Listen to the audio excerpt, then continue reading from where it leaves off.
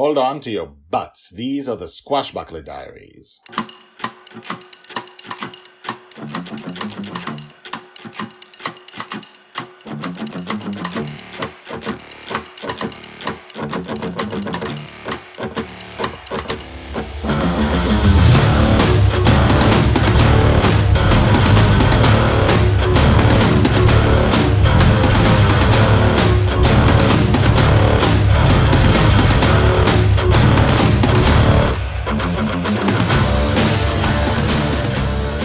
Welcome back. My name is Guy Hasson, and you are listening to the Squashbuckler Diaries podcast, the podcast about the girl who lives in dreams, the girl in the dream who lives in her father's dream, right now at least. Later on, she's going to find out there's more dreams out there, but right now she's a kid, and she doesn't know she's in a dream. All she knows is that she spends her time with her father, who shows up out of nowhere on the ship, Bonny's Revenge, the stolen pirate ship, flying pirate ship, and he appears, and suddenly there are adventures, because that's what he dreams about, so they have adventures almost every day, and then he disappears sometimes in the middle of an adventure, but that's not what happens today. So, and right now, that's her world, and she doesn't know anything other than that, and that is season 1 of the Squashbuckler Diaries, and then she's going to find out, and more things will happen.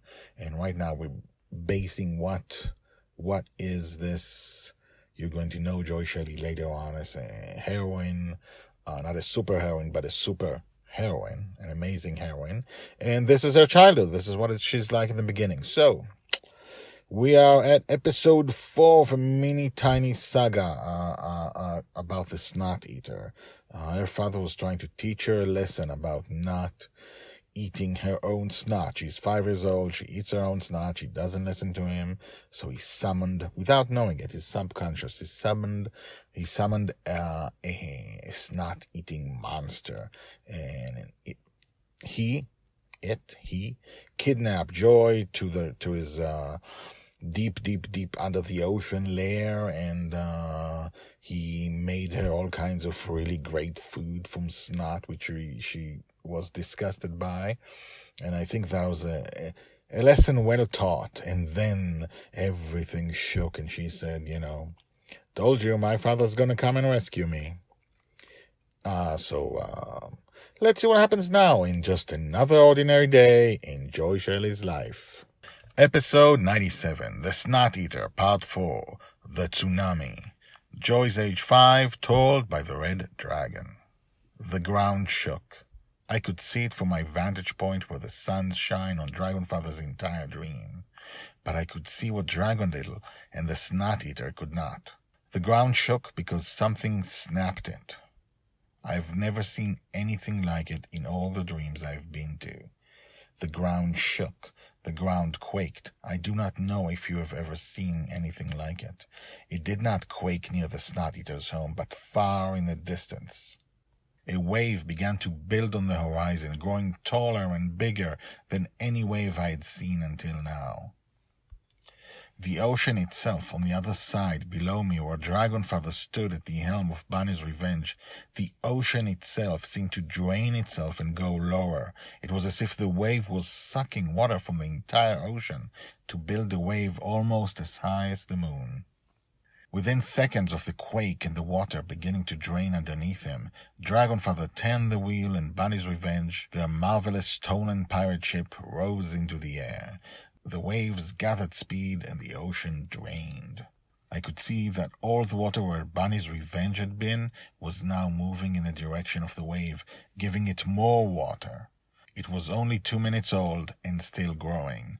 I noticed now that Dragonfather had not risen above the oncoming wave. He was flying the ship only a few 100 meters above where he had been. I understood now that he was searching. He was looking for the water to drain so that he could find Dragon Little. After a minute, the ocean floor could be seen, and with it, the home of the Snot Eater.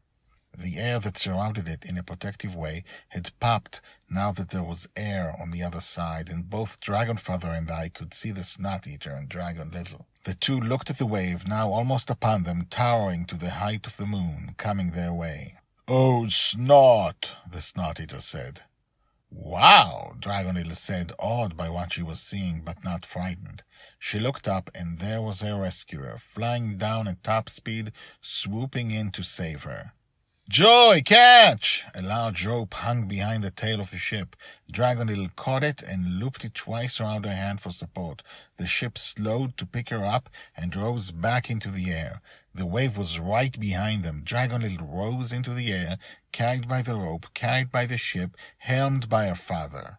The Snot Eater was hit by the wall and broken into thousands of small pieces of snot in the water. Yee-haw! Dragonfather shouted as he sped in front of the wave wall, slowly rising. Yee-haw! Dragon Little shouted in excitement. She loved it, and Dragonfather loved it too. He loved the adventure, and he loved to rescue his daughter at the last minute, something he did often in his dreams. Told by the Red Dragon. Hashtags Joy, Justin, Last Minute Rescue, Tsunami, Snot Eater, Snot. So, usually in the Squashbuckler Diaries, we don't actually show the adventure. The adventure isn't the part that's exciting here because everything is known. It's his dream. He controls it. He makes sure she's never really in danger most of the time, and when that doesn't happen, we do talk about that.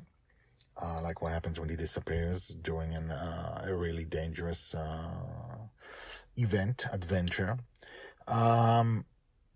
But that's not the exciting part. The exciting part now is her childhood. The really big adventures are the adventures he won't control in the future, and we're going to cover those in a big way.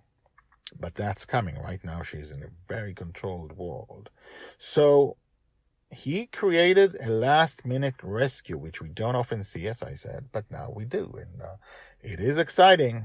Anyway, the story of the Snot Eater is not yet finished. There's one more chapter to tell, and I'll tell it tomorrow in episode 98. I'll see you there. And now, the credits. The Squashbuckler Diaries are written and read by me, Guy Hasson. All the tags mentioned in this story are searchable at the website. You can find all the stories there in written form and, in fact, 150 Squashbuckler Diaries more. The Squashbuckler Diaries is the diary of Joy Shelley, the girl who lives in dreams.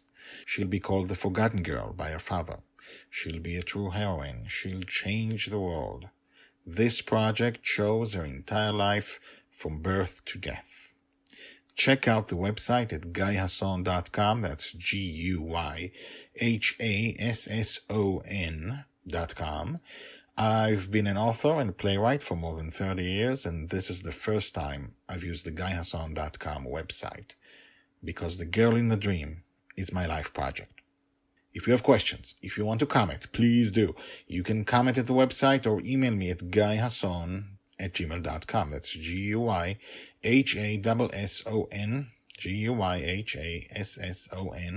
@gmail.com. The theme music is called Brass Gentleman and is created by Thomas Harudek. My name is Guy Hasson, and this is my life project. Come back tomorrow, and tomorrow, and tomorrow for more.